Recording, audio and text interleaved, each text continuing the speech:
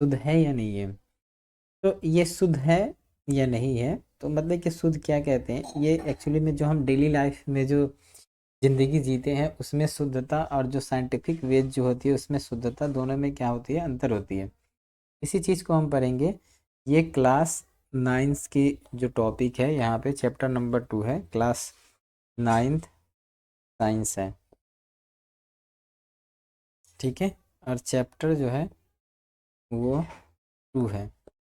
ये हम देखेंगे, ये हमारे एग्ज़ाम के पॉइंट ऑफ व्यू से क्या है, बहुत ही इम्पोर्टेंट है।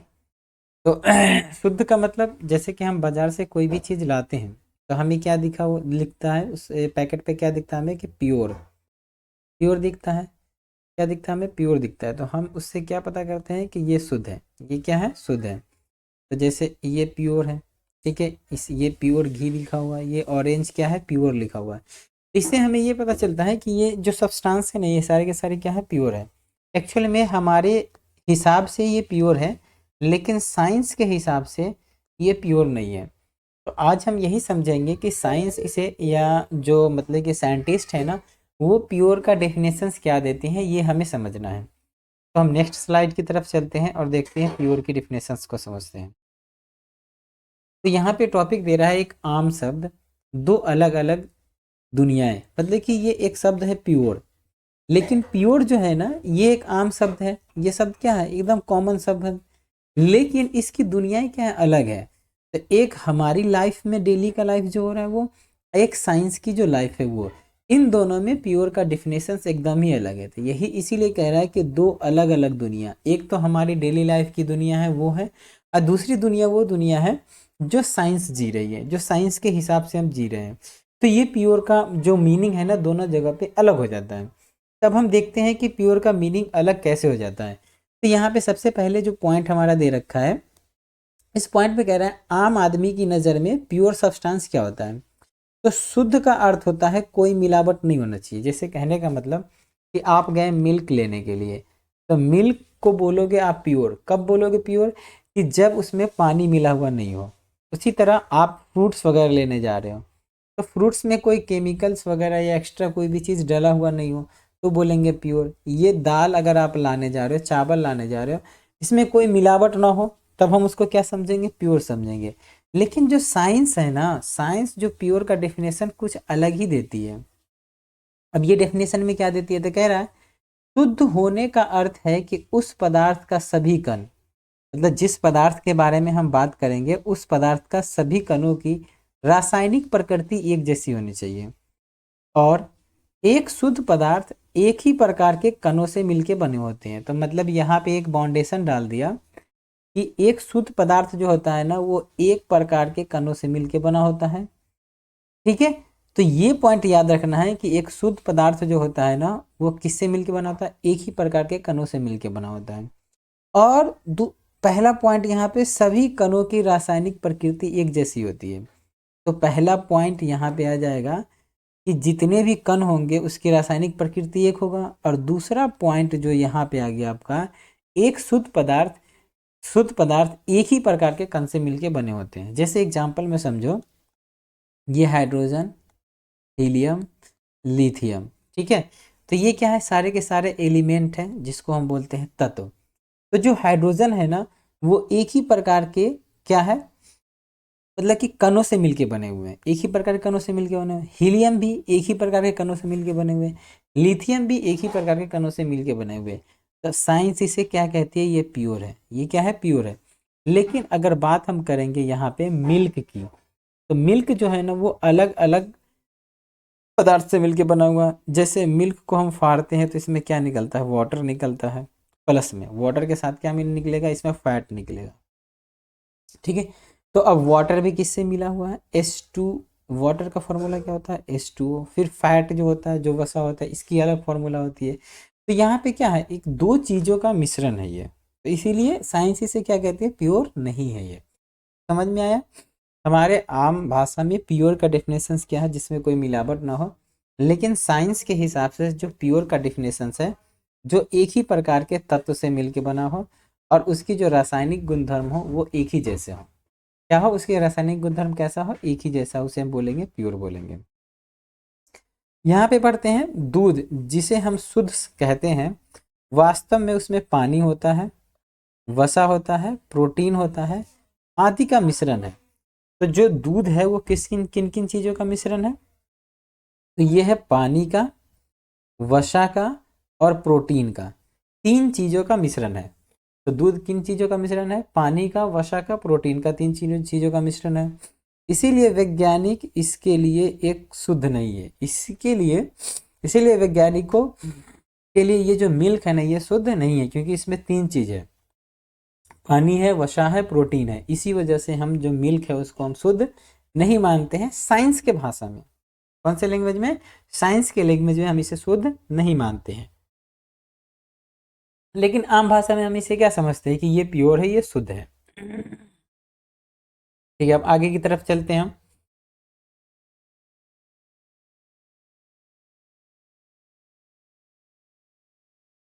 अगला टॉपिक कह रहा है मिश्रण। मिश्रण क्या होता है? तो मिश्रण, पहले हम समझते हैं कि ये मिश्रण कहते किसे हैं।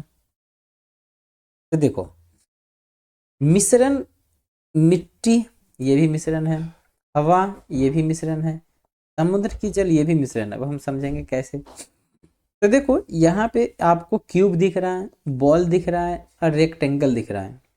ये तीनों चीज को हमने क्या किया? मिक्स किया। तीनों चीज को क्या किया? मिक्स किया। तो इसे बोलेंगे हम मिश्रण। क्या बोलेंगे? मिश्रण, या बोलेंगे मिक्सचर। समझ में आया? तीनों चीजों को मिक्स करने के बाद हम क्या बोलेंगे? मिश्रण, या मिक्सचर बोलेंगे। तो अब परिभाषा इसका देखो, मिश्रण एक से अधिक प्रकार के शुद्ध पदार्थों से मिलकर बनने होते हैं। तो जो मिश्रण होता है वो एक से अधिक प्रकार के शुद्ध पदार्थ, एक से अधिक प्रकार के शुद्ध पदार्थ से मिलकर के बने होते हैं, उसे क्या कहते हैं? मिश्रण कहते हैं। तो जिन्हें पदार्थ कहा जाता है, तो मतलब एक से अधिक प्रकार के जो शुद्ध पदार्थ होंगे वो मिल जाएंगे तो उसको बोलेंगे मिश्रण।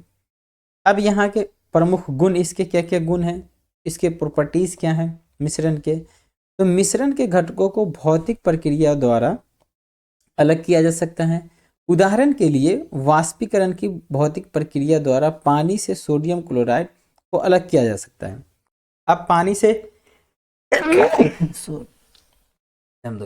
सोडियम क्लोराइड को क्या करेंगे? अलग करेंगे। तो अब ये सोडियम क्लोराइड क्या है? तो भाई आप ये करो, इसमें वाटर डाल दो। ठीक है, इसमें हमने क्या कर दिया? वाटर डाल दिया। अब इसमें सोडियम क्लोराइड NaCl डालेंगे, मतलब नमक होता है। नमक का रासायनिक फॉर्मूला था NaCl। अगर हम क्या करेंगे? इसको हीट करेंगे, तो हीट करने के बाद जो वाटर है वेपर्स के रूप में बाहर आ जाएगा और नीचे क्या बचेगा? नमक। तो ये जो हमारा पूरा का पूरा मिश्रण था, इस मिश्रण को हमने क्या किया? इस मिश्रण को हमने क्या किया? अलग कर लिया। तो मिश्रण को हम अलग कर सकते हैं भौतिक प्रक्रिया द्वारा। किसके द्वारा? भौतिक प्रक्रिया द्वारा। अब हम समझते हैं कि शुरू में हमने जो मिट्टी जो पढ़ा, जो हवा पढ़ा और जो नमक, उसके बाद समुद्री जल पढ़ा, ये किस प्रकार से ये मिश्रण है ये देखते हैं।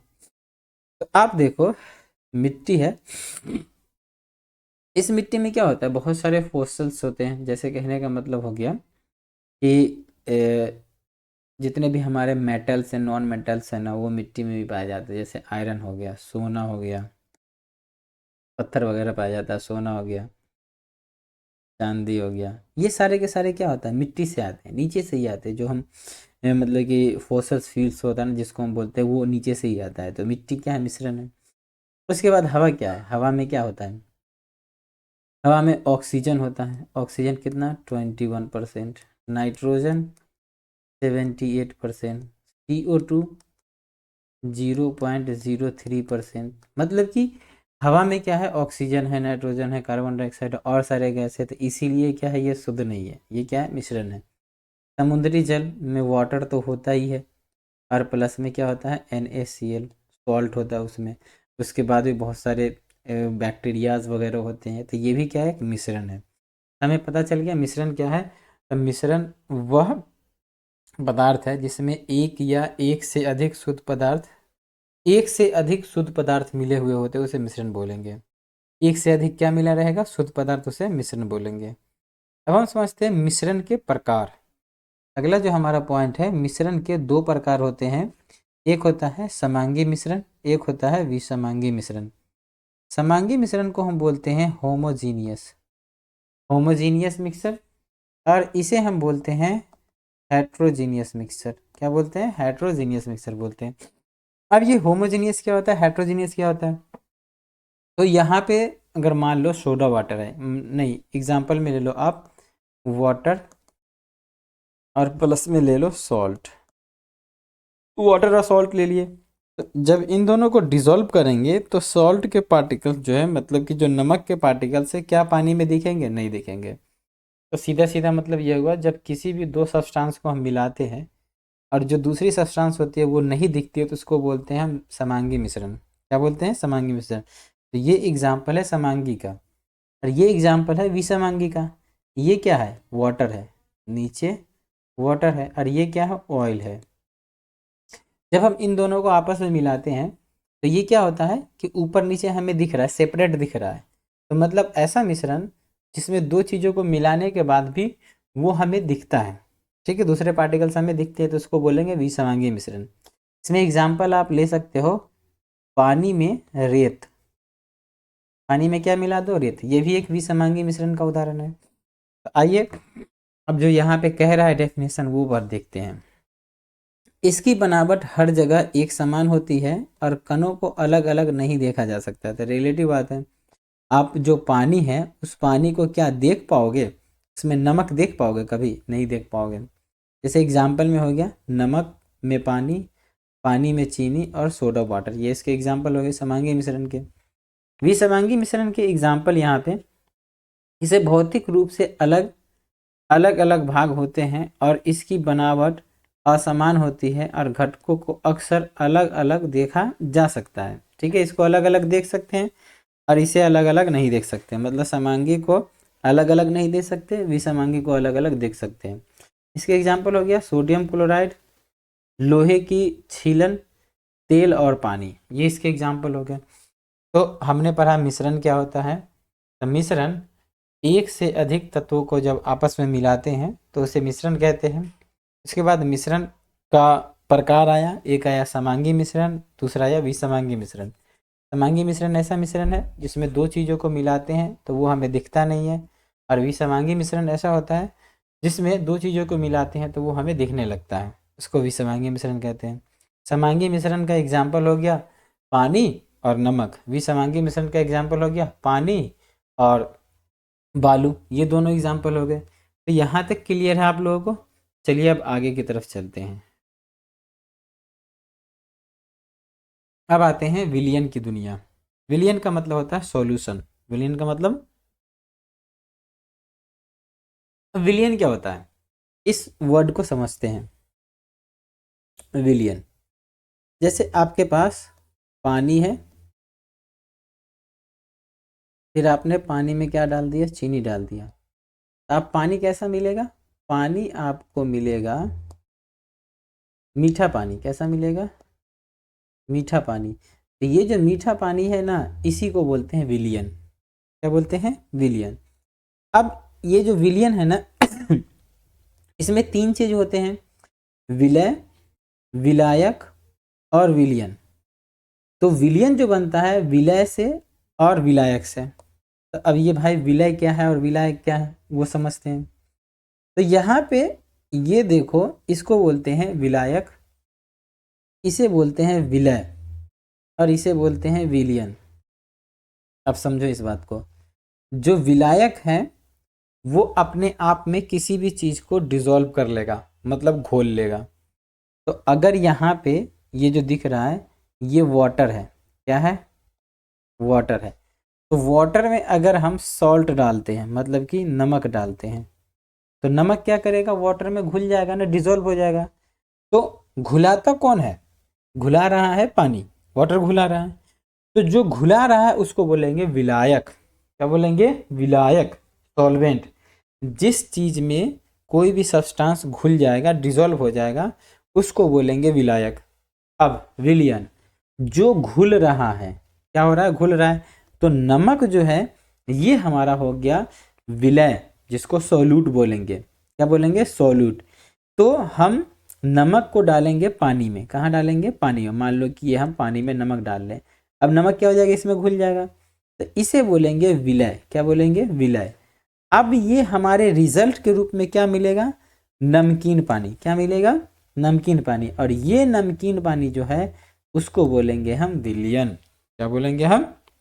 विलयन।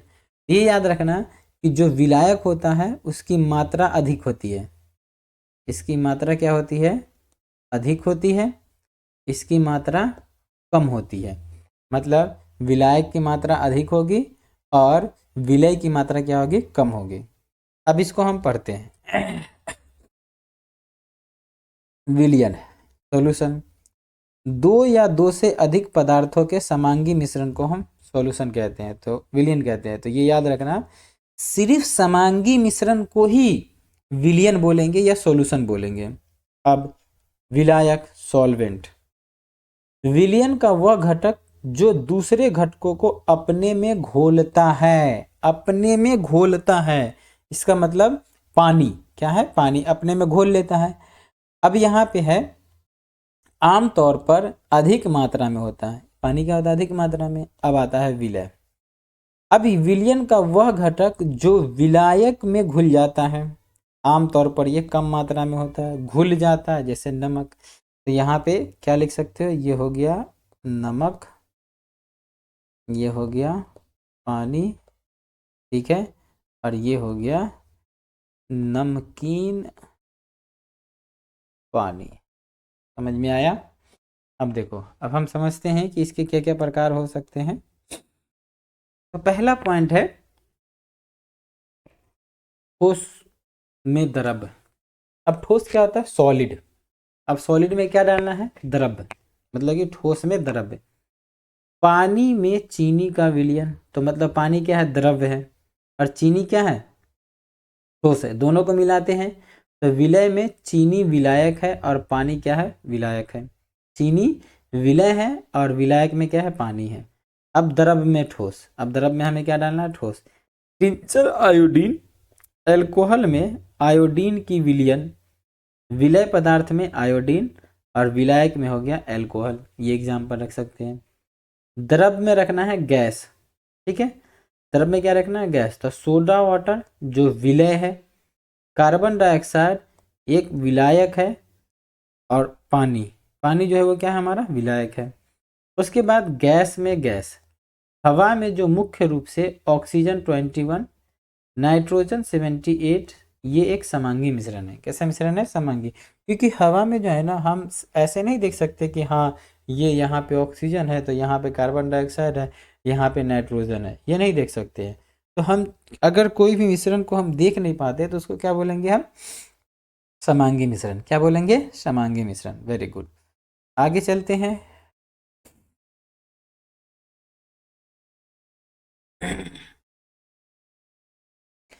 नेक्स्ट पॉइंट है विलयन को क्या खास बनाता है। विलयन के गुण, इसके प्रॉपर्टीज हमें पढ़ने हैं। तो जो विलयन के जो गुण होते हैं ना वो हमें पढ़ेंगे। एक तो पहला है समांगी मिश्रण। एक विलयन एक समांगी मिश्रण है। विलयन क्या है? एक समांगी मिश्रण है। तो ये चीज़ याद रखना कि जो विलयन है वो एक समांगी मिश्रण है। क्या है ये? समांगी मिश्रण है। अब देखो, जो विलयन के जो कण होते हैं ना वो काफ़ी छोटे होते हैं। क्या होते हैं इसके कण? अत्यंत छोटे हैं।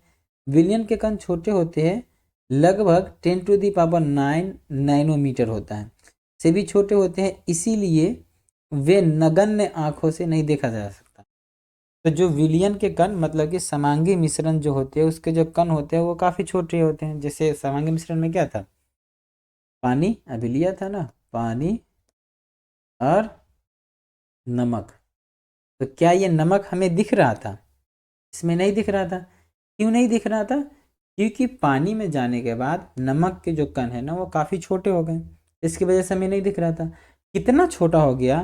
तो ये हो गया 10⁻⁹ नैनोमीटर, जिसको खुली आंखों से, नगण्य आंख का मतलब क्या होता है? नगण्य आंख का मतलब होता है जिसको हम खुली आंखों से नहीं देख सकते। तब बोलोगे सर चश्मा लगा के देख लेंगे। अरे बेटा चश्मा लगा के नहीं देखेंगे, इसे देखने के लिए हमें चाहिए माइक्रोस्कोप। क्या चाहिए? माइक्रोस्कोप। ठीक है, यहाँ तक समझ में आया? ठीक है, वेरी गुड। अब है स्थिर, स्टेबिलिटी। विलय के कणों को छान विधि द्वारा मिश्रण से अलग नहीं किया जा सकता। छानन विधि क्या होता है? जैसे चाय बनाते हो ना, तो चाय को हम क्या करते हैं? छानते हैं, चाय पत्ती अलग हो जाती है और चाय नीचे आ जाती है। तो जैसे चाय को हम छान पाते हैं, लेकिन वैसे हम यहाँ पे हम होमोजीनियस मिक्सचर को नहीं छान पाएंगे। क्या आप नमकीन पानी को छानेंगे तो नमक चलनी में रह जाएगा? नहीं रहेगा, तो पानी में घुला हुआ वो नीचे ही आ जाएगा। तो इसीलिए हम चलनी से इसको हम छान नहीं सकते हैं। ठीक है, जबकि विलयन को शांत छोड़ दिया जाए तो विलय के कण नीचे नहीं बैठता। तो एक बार नमक को पानी में घोल दो और घोलने के बाद अब क्या करो, छोड़ दो थोड़ी देर के लिए, तो क्या सारा नमक नीचे बैठ जाएगा? नहीं बैठेगा। ठीक है, अर्थात विलयन स्थिर है। विलयन क्या है? स्थिर है। अब इसमें है प्रकाश का प्रकीर्णन, इसमें टिंडल इफेक्ट नहीं होता। आपने बहुत छोटे कण अपने बहुत छोटे कण आकार के कारण विलयन से गुजरने वाले प्रकाश की किरणें को नहीं फैलाती है, इसीलिए विलयन में प्रकाश की मार्ग हमें दिखाई नहीं देता है। तो कहने का मतलब ये होता है कि जब हम इस विलयन से लाइट को गुजारते हैं ना, तो इस ग्लास में जो है ना हमें प्रकाश दिखता नहीं है। इसके पीछे रीजन क्या है? इसके पार्टिकल्स इतने छोटे होते हैं कि ये लाइट को स्कैटर नहीं कर पाता है। किसी भी ऑब्जेक्ट पे हमें लाइट दिखता है, इसका मतलब क्या है? वो लाइट रिफ्लेक्ट होकर के हमारे आंखों पे आ रहा है। तो ये इसके कण इतने छोटे हैं कि ये रिफ्लेक्ट ही नहीं कर पाता है, स्कैटर ही नहीं कर पाता। ठीक है, इसीलिए स्कैटर का मतलब फैला नहीं पाता, इसीलिए इसमें जो लाइट है वो नहीं दिखती है। लेकिन विसमांगी मिश्रण में जब लाइट हम डालेंगे ना, तो उसमें क्या होता है? हमें लाइट मतलब कि दिखता है। तो उसी को बोलते हैं हम टिंडल इफेक्ट बोलते हैं। क्या बोलते हैं हम? Tyndall effect. नेक्स्ट टॉपिक है हमारा विसमांगी मिश्रण। विसमांगी मिश्रण जिसमें घोलने के बाद हमें वो कण जो होते हैं वो दिखने लगते हैं। जब कण छिपते नहीं हैं या छिपने का नाटक करते हैं तब हम बोलते हैं विसमांगी मिश्रण। या छिपते नहीं हैं, वो तो हमें दिखता रहता है, या छिपने का क्या करते हैं? नाटक करते हैं। तो जैसे एग्जाम्पल आ गया निलंबन, जिसको बोलते हैं सस्पेंशन। क्या बोलते हैं? सस्पेंशन। तो यहाँ पे विसमांगी मिश्रण का पहला जो पार्ट है, पहला जो यहाँ पे इसका तरीका है या पहला जो प्रकार है वो हमारा है सस्पेंशन, जिसको बोलते हैं निलंबन। तो निलंबन को समझना ये क्या होता है। निलंबन और कोलाइडल दोनों में डिफरेंस थोड़ा सा तो देखना। तो निलंबन एक विसमांगी मिश्रण है जिसमें विलय पदार्थ के कण घुलते नहीं है। विलय पदार्थ के कण घुलते नहीं है, इसको हाईलाइट कर लो, ये घुलते नहीं है, बल्कि माध्यम में सम्मिश्र में निलंबित हो जाते हैं। तो ये घुलते नहीं है। अब क्या नहीं घुलेगा? तो यहाँ पे देखो, पानी, चॉक पाउडर, मैली पानी। ठीक है, तो कण घुलते नहीं है, तो ये हो गया। जैसे एग्जाम्पल में निलंबित कणों को नगण्य आंखों से देखा जा सकता है, मतलब कि खुली आंखों से देख सकते हैं। और स्थिर, जब इसे शांत छोड़ दिया जाता है तो कण नीचे बैठ जाता है। चलो आपको ये चॉक पाउडर नहीं समझ में आ रहा है तो हम दूसरा एग्जाम्पल लेते हैं। ठीक है, दूसरा एग्जाम्पल में क्या लेंगे? तो आप ले लो पानी, ठीक है, और प्लस में ले लो रेत। अगर आप पानी और रेत को मिलाओगे तो क्या रेत के कण पानी में दिखेंगे? ऑब्वियसली दिखेंगे, दिखेंगे ही। तो ऐसे मिश्रण को जो हम बोलते हैं उसको बोलते हैं निलंबन, बोलते हैं सस्पेंशन। अब आप अगर पानी में रेत को मिला दो एक बार, उसके बाद थोड़ी देर के लिए छोड़ दो, क्या वो रेत ऊपर ही रहेगा, नीचे बैठेगा? नीचे बैठ जाएगा, नीचे बैठ जाएगा। तो वही चीज तो यहाँ पे कह रहा है कि स्थिर, जब इसे शांत छोड़ दिया जाता है तो कण नीचे बैठ जाता है। रेत क्या हो गया? नीचे बैठ गया, और पानी नीचे ऊपर दोनों जगह पे है। तो इसी को बोलेंगे सस्पेंशन। तो सस्पेंशन एक विसमांगी मिश्रण है, निलंबन क्या है? एक विसमांगी मिश्रण है। जब दो चीज़ों को मिलाते हैं तो उसमें जो मिलाने वाली चीज़ है वो हम खुली आंखों से देख सकते हैं, और उसे शांत छोड़ने पे जो उसके कण होते हैं वो नीचे बैठ जाते हैं। जैसे एग्जाम्पल पानी और रेत। जैसे एग्जाम्पल क्या गया, पानी और रेत। वेरी गुड, ये समझ में आ गया। अब देखो कोलाइडल, अब इसमें उल्टा चीज होता है। देखो कोलाइडल में क्या होता है ना कि होता है विसमांगी लेकिन दिखता है समांगी। कहते हैं ना, कभी कभी जो होता है वो दिखता नहीं है, जो दिखता है वो होता नहीं है, वही वाली बात है ये। तो कोलाइडल, इसको पढ़ो, यह समांगी प्रतीत होता है, ठीक है, लेकिन वास्तव में यह एक विसमांगी है। हमें लगता है कि यह समांगी है लेकिन होता क्या है, विसमांगी मिश्रण। तो एग्जाम्पल में समझो कि ये क्या है, इसमें एक ग्लास में आप क्या करो, वाटर डालो, वाटर, और उसमें थोड़ा सा मिल्क डाल दो, 2-3 चम्मच मिल्क डाल दो। तो अब ये देखो, वाटर में मिल्क गया, तो मिल्क जाने के बाद कलर हमें दिखने लगता है ना, और वो डिजोल्व हो जाता है। क्या उसको मिलाने के बाद हम छोड़ते हैं तो मिल्क नीचे बैठता है? कभी नहीं, मिल्क नीचे कभी नहीं बैठता है। तो ये कैसा बिहेव कर रहा है, कैसा बिहेव कर रहा है, ये नीचे नहीं बैठता है तो ये कर रहा है समांगी की तरह, लेकिन है क्या ये विसमांगी, क्योंकि इसके पार्टिकल्स क्या हो रहे हैं, हमें दिख रहे हैं। तो यही चीज यहाँ पे कहता है कि यह समांगी प्रतीत होता है लेकिन वास्तव में यह विसमांगी है। कण, कोलाइडल के कणों का आकार निलंबन के कारण कणों से छोटा होता है, मतलब कि आकार निलंबन के कणों से छोटा होता है लेकिन विलियन के कणों से बड़ा होता है, विलियन के कणों से बड़ा होता है। इसे नगण्य आंखों से नहीं देखा जा सकता है, मतलब कि दूध के पार्टिकल्स को, हम छोटे छोटे पार्टिकल्स को नहीं देख सकते, सिर्फ कलर को देख सकते हैं। काफी स्थिर कण है, नीचे नहीं बैठता, क्योंकि जब हम दूध को मिला, दूध में पानी या पानी में दूध मिलाते हैं तो क्या दूध नीचे बैठ पाता है? नहीं बैठ पाता है। इसके एग्जाम्पल में एक हो गया धुंध, ठीक है, उसके बाद धुआं, कोहरा, सेविंग क्रीम, ये सब याद रखना। ये किसके एग्जाम्पल है? कोलाइडल के। अब कोलाइडल में जब हम लाइट देंगे तो लाइट हमें क्या होगा, इस जगह से हमें लाइट दिखेगा, इस पॉइंट से हमें क्या होगा, लाइट दिखेगा। नेक्स्ट पॉइंट की तरफ चलते हैं। हाँ, इसी को कहते हैं टिंडल इफेक्ट, ठीक है। तो जो विलियन है और जो कोलाइडल है, तो यहाँ पे आपको इस पॉइंट पे लाइट नहीं दिख रहा है, क्योंकि यहाँ से लाइट जा रही है लेकिन यहाँ पे लाइट आपको नहीं दिख रहा है। लेकिन यहाँ से लाइट जा रही है, इस पॉइंट पे भी आपको लाइट दिख रहा है। तो कोलाइडल के कण काफ़ी बड़े होते हैं। कोलाइडल के कण क्या होते हैं, जो पार्टिकल्स होते हैं काफ़ी बड़े होते हैं, और ये लाइट को स्कैटर करता है। क्या करता है? स्कैटर करता है। लेकिन ये यहाँ पे कण इतने छोटे होते हैं, ये छोटे होते हैं, क्या होते हैं, छोटे होते हैं, और ये कण क्या होते हैं, बड़े होते हैं। इतना बड़ा होता है कि लाइट को फैला देता है, जिसकी वजह से हम देख पाते हैं, ठीक है। लेकिन ये जो है विलियन के जो कण है, जो सॉल्यूशन है, इसके कण इतने छोटे होते हैं कि लाइट को फैला ही नहीं पाता, इसीलिए हम इसको नहीं देख पाते हैं। तो टिंडल इफेक्ट किस में होता है? कोलाइडल में। किस में होता है? कोलाइडल में। लेकिन सॉल्यूशन में टिंडल इफेक्ट नहीं होता है, ये चीज याद रखना। अब इसको स्पष्टीकरण, वही चीज देखते हैं यहाँ पे। स्पष्टीकरण में क्या कह रहा है, कोलाइडल के कण इतने बड़े होते हैं कि वे अपने से गुजरने वाली प्रकाश की किरणों को फैला देती है, जिससे प्रकाश का मार्ग दिखाई देता है। प्रकाश की किरण में इन प्रकीर्णन को टिंडल प्रभाव कहते हैं। तो क्वेश्चन पूछता है एग्जाम में कि टिंडल प्रभाव किसे कहते हैं।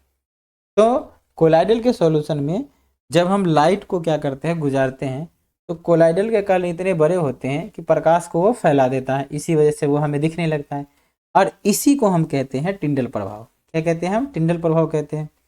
अब देखो कंपेयर करते हैं, दोनों में तुलना करेंगे।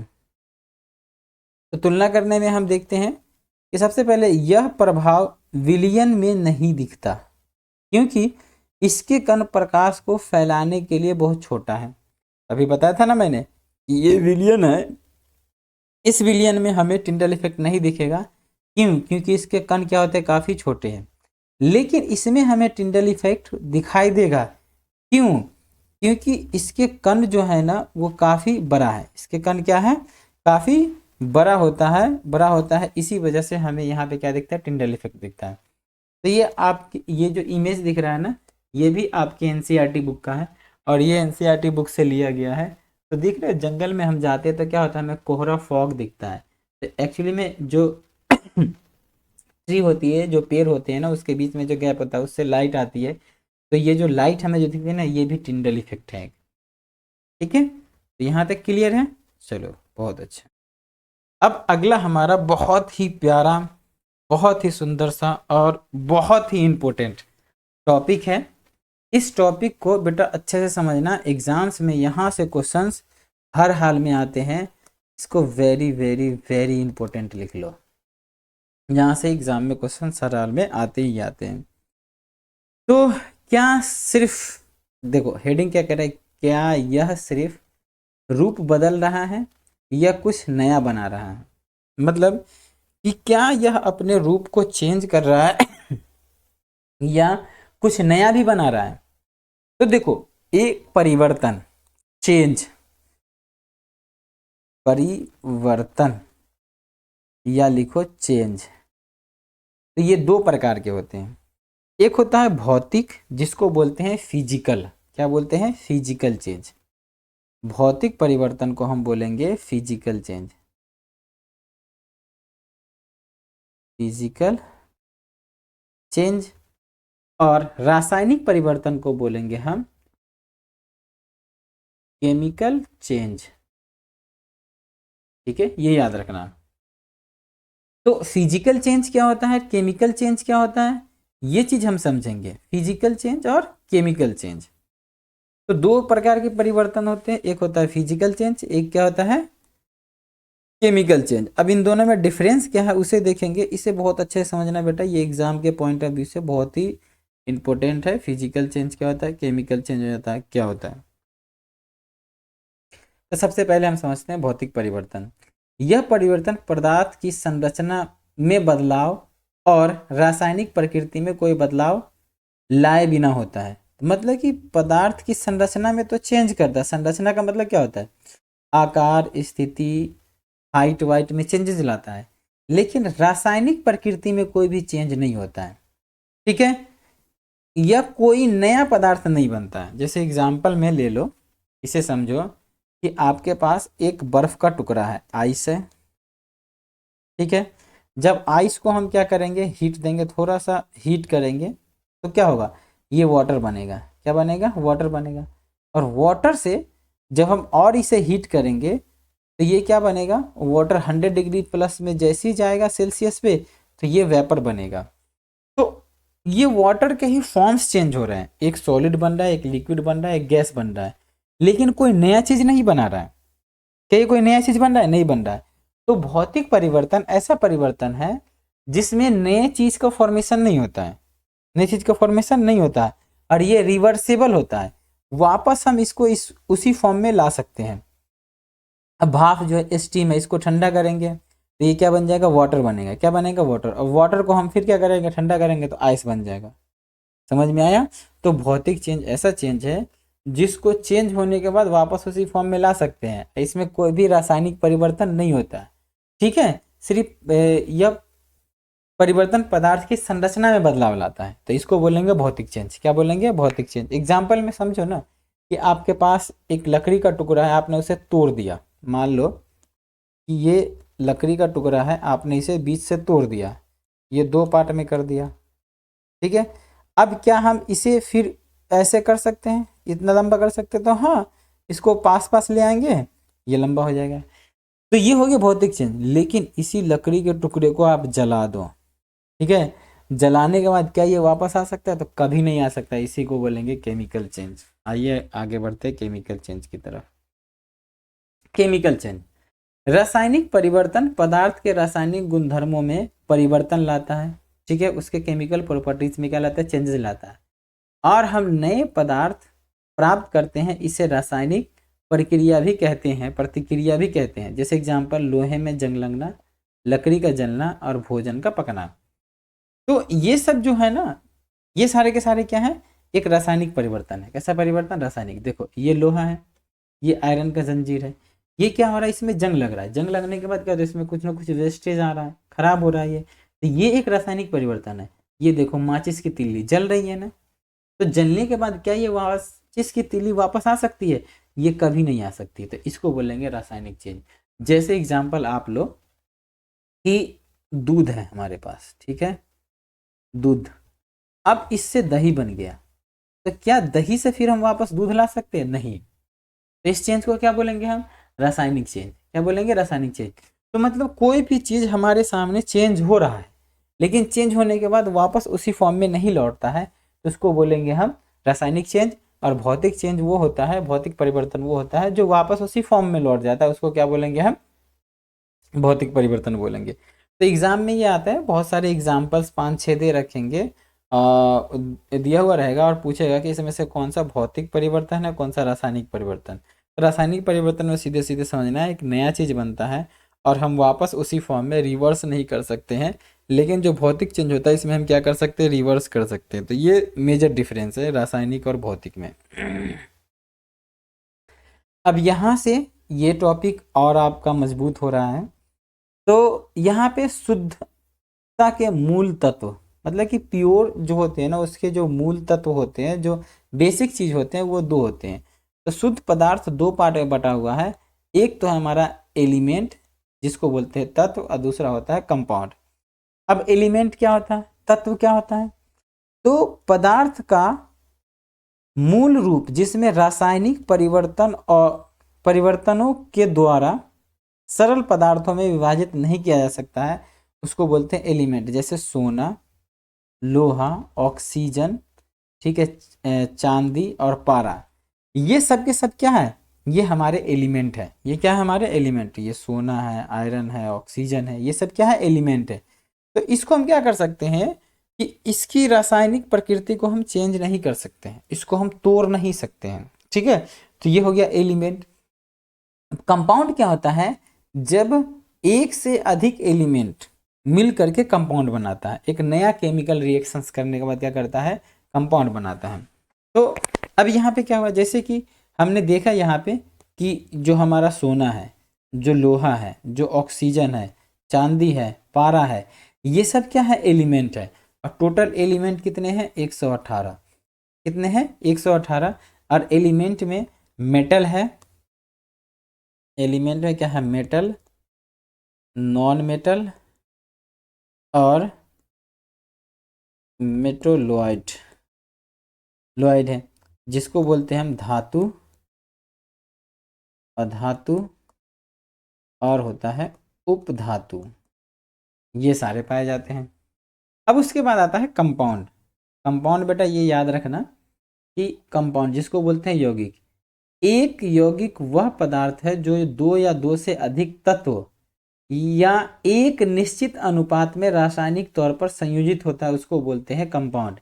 जैसे H2O water, sodium chloride NaCl, ये कंपाउंड है। मीथेन CH4, ये कंपाउंड है। कैल्शियम कार्बोनेट, ये सब क्या है? कंपाउंड है। तो सीधे सीधे ये समझो, दो या दो से अधिक तत्व आपस में मिलने के बाद एक फिक्स रेशियो में, और वो एक नया चीज बनाता है। क्या बनाता है? नया चीज बनाता है, तो उसको बोलेंगे कंपाउंड। जैसे H2O, तो ये क्या है? एक एलिमेंट हाइड्रोजन है, ठीक है, हाइड्रोजन के दो एटम्स हो गए और ऑक्सीजन के एक एटम्स हो गए, तो ये दोनों मिल करके क्या हुआ? H2O बनाया। क्या बनाया? H2O बन के क्या बन गया? पानी। क्या बन गया? पानी, वाटर बन गया। अगर हाइड्रोजन को अलग रखोगे तो वो भी गैस है, और ऑक्सीजन को अलग रखोगे तो भी गैस है, और इन दोनों को जैसे ही फिक्स रेशियो में मिलाओगे तो क्या बन जाएगा? ये वाटर बन जाएगा। तो हमारे पास जो शुद्ध पदार्थ है उसके दो पॉइंट है। तो पहला है एलिमेंट, दूसरा है कंपाउंड। आई होप आपको ये समझ में आ गया एलिमेंट क्या होता है और कंपाउंड क्या होता है। नेक्स्ट चलते हैं।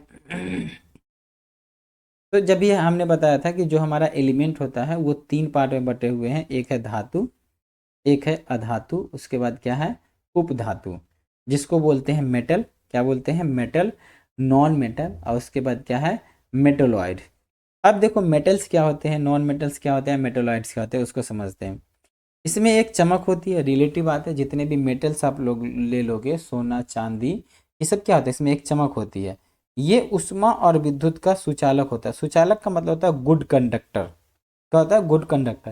देखो, अब जो घर में वायरिंग होता है ना, तो उसमें वायरिंग होता है ना, वो क्या होता है? मेटल के होते हैं। उसके ऊपर जो प्लास्टिक होता है वो नॉन मेटल होता है, तो उससे इलेक्ट्रिसिटी फ्लो होती है। अगर आप लोहे के रॉड को अगर आग पे रखोगे तो वो रॉड क्या होता है, पूरा गर्म हो जाता है। लेकिन लकड़ी को आप रखोगे आग पे तो क्या वो पूरा लकड़ी गर्म होता है, नहीं होता है। तो मतलब कि जो धातु होते हैं ना उसमें इलेक्ट्रिसिटी और हीट दोनों ट्रांसफर करती है, इसको बोलेंगे चालक। क्या बोलेंगे, चालक। ठीक है। उसके बाद तन्यता होती है, आधातवर्धता होती है, जैसे इसे पीट पीट करके लंबा कर सकते हैं, इसके शेप को चेंज कर सकते हैं धातु के। और प्रतिध्वनि होता है, सोनोरस होता है। मतलब कि जब हम मेटल को पीटते हैं ना तो उसमें एक अलग तरीके से आवाज आती है, तो इसी को सोनोरस कहते हैं। जैसे एग्जाम्पल में सोना, चांदी, तांबा, लोहा, ये सारे के सारे क्या है, मेटल है। क्या है, मेटल है। अब नॉन मेटल अधातु, ये विभिन्न रंगों के होते हैं, उष्मा और विद्युत का कुचालक होता है। तो जस्ट लाइक उल्टा, धातु के उल्टा क्या, अधातु। ये सुचालक होते हैं धातु, लेकिन अधातु क्या होते हैं, कुचालक होते हैं, मतलब बैड कंडक्टर। और चमकदार, प्रतिध्वनि या आघात वर्धता नहीं होती। न तो ये चमकदार होता है, न तो इसको मारने से ध्वनि उत्पन्न होता है उतना, और न तो इसको पीट पीट करके लंबा कर सकते हैं। एग्जाम्पल में हाइड्रोजन, ऑक्सीजन, कार्बन और ब्रोमीन, ये सब क्या है, अधातु है। ये सब क्या है, अधातु। और उपधातु कुछ धातुओं और अधातुओं के बीच के मध्यवर्ती गुण को दर्शाता है। तो मतलब कुछ ऐसे एलिमेंट होते हैं, कुछ ऐसे तत्व होते हैं जिसमें थोड़ा सा धातु के भी गुण होते हैं, थोड़ा सा अधातु के भी गुण होते हैं, उसको बोलते हैं हम उपधातु। जैसे बोरोन, सिलिकॉन और जर्मेनियम, ये याद कर लेना। जितने भी एग्जाम्पल्स हैं ना, ये याद कर लेना, धातु, अधातु और उपधातु। तो धातु क्या होता है, जिसमें चमक होती है, इसको पीट पीट करके लंबा कर सकते हैं, ये उष्मा का सुचालक होता है। ठीक है, ये विद्युत का सुचालक होता है। अधातु क्या होता है, जो विद्युत ऊष्मा का कुचालक होता है, इसको पीट करके लंबा नहीं कर सकते हैं। ठीक है। और उपधातु क्या होता है, जिसमें मेटल और नॉन मेटल, मतलब धातु और अधातु के दोनों गुण थोड़े बहुत पाए जाते हैं, उसको उपधातु कहते हैं। तो ये सब चीज़ें आप क्या करना, मेमोराइज कर लेना। ठीक है। उसके बाद आता है कि अंतिम परीक्षण, मिश्रण का नाम, यौगिक। ठीक है। अब देखो, यहाँ पे है प्रॉपर्टी, मिश्रण और यौगिक। मतलब कि यहाँ पे देखेंगे हम मिश्रण, जिसको बोलते हैं मिक्सचर, और यौगिक जिसको बोलते हैं कंपाउंड। इन सब में हम क्या करेंगे, इसके गुण देखेंगे। निर्माण, तो फॉर्मेशन कैसे होता है मिश्रण का, तो मिश्रण बनता है तत्व या यौगिक के केवल मिलकर एक मिश्रण बनाते हैं और कोई नया यौगिक नहीं बनता, लेकिन तत्व क्रिया करके नए यौगिक बनाते हैं। तो यौगिक में क्या होता है, तत्व क्रिया करके नए यौगिक बनाएंगे, लेकिन मिश्रण में कोई नया यौगिक नहीं मिलेगा, बनेगा। ठीक है, इसको मिश्रण बोलेंगे। मिश्रण में कोई नया यौगिक नहीं बनेगा, लेकिन यौगिक में क्या होगा, तत्व मिलेंगे तो नया चीज बनेगा। ठीक है, ये चीज। अब संरचना, कंपोजिशंस, मिश्रण की संरचना परिवर्तनीय होता है, लेकिन नए पदार्थ की संरचना हमेशा निश्चित होती है, ये फिक्स होती है। इसका ये प्रॉपर्टीज हो गया। इसके गुणधर्म, प्रॉपर्टीज, मिश्रण उसमें उपस्थित घटकों के गुणधर्मों को दर्शाता है, और नए पदार्थ गुणधर्मों को पूरी तरह से भिन्न हो जाती है, मतलब ये एक नया चीज बनाता है। ठीक है, जो यौगिक होता है, कंपाउंड। अब पृथक्करण, सेपरेशन, घटकों को भौतिक विधि द्वारा आसानी से अलग किया जा सकता है, लेकिन घटकों को केवल रासायनिक या वैद्युत रासायनिक प्रतिक्रियाओं से ही अलग किया जा सकता है। तो ये चीज आप ना याद कर लेना इसको। ठीक है। अब ये एक माइंड मैप दे दिया हमें। अभी तक जो हमने पढ़ा उस चीज़ को पूरा मेमोराइज किया है। तो हमने पढ़ा मैटर, जिसको बोलते हैं पदार्थ। पदार्थ को दो पार्ट में बांटा, एक था शुद्ध, दूसरा था अशुद्ध। तो जिसको हम बोलते हैं प्योर सब्सटेंस, उसके बाद बोलते हैं मिश्रण। तो प्योर सब्सटेंस में पहला आया एलिमेंट, उसके बाद आया कंपाउंड। ठीक है, जिसको बोलते हैं तत्व और यौगिक, ये शुद्ध है। और मिश्रण में क्या था, एक समांगी और एक था विसमांगी मिश्रण। समांगी मिश्रण में आता है विलयन, क्या आता है, विलयन। विसमांगी में आता है निलंबन, और दूसरा आता है कोलाइडल। तो ये हमारा एक माइंड मैप था जो कि हमने अभी तक यहाँ पे कंप्लीट किया। और ये इसे पढ़ लेना, जो चीज़ हमने अभी पढ़ा है ना वही चीज़ यहाँ पे एक नज़र में दे रखा है। तो आई होप ये चैप्टर कंप्लीट हो गया। तो आई होप आपको अगर कोई भी दिक्कत होगा इस चैप्टर में तो आप कमेंट बॉक्स में बता देना, फिर मैं उसे समझा दूंगा किसी भी टॉपिक में। थैंक यू वेरी मच देखने के लिए।